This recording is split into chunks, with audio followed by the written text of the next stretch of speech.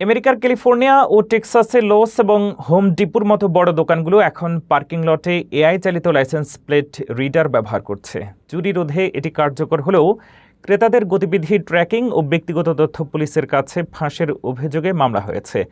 নিরাপত্তা বনাম গোপনীয়তার এই দ্বন্দ্ব এখন দেশ জুড়ে তীব্র বিতর্কের জন্ম দিয়েছে।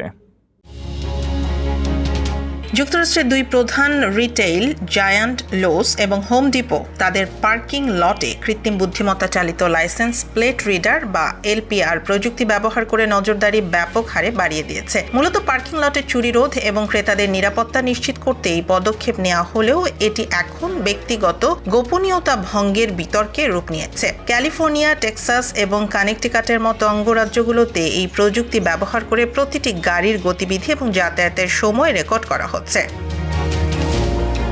গোপনীয়তা রক্ষা কর্মীরা অভিযোগ করেছেন যে এই প্রযুক্তি সাধারণ মানুষের গতিবিধির একটি বিশাল ডাটাবেস তৈরি করছে, যা হ্যাকার বা অন্য তৃতীয় পক্ষের হাতে পড়ার ঝুঁকি রয়েছে। ইতোমধ্যে ক্যালিফোর্নিয়াতে হোম ডিপোর বিরুদ্ধে একটি মামলা দায়ের করা হয়েছে, যেখানে অভিযোগ করা হয়েছে যে তারা গোপনে সংগৃহীত তথ্য পুলিশের ডাটাবেসে সরবরাহ করছে। যদিও কোম্পানিগুলো দাবি করছে যে তারা কেবল নিরাপত্তার স্বার্থে এবং চোরদের শনাক্ত করতে এই তথ্য ব্যবহার করে এবং একটি নির্দিষ্ট সময় পর তা মুছে ফেলে।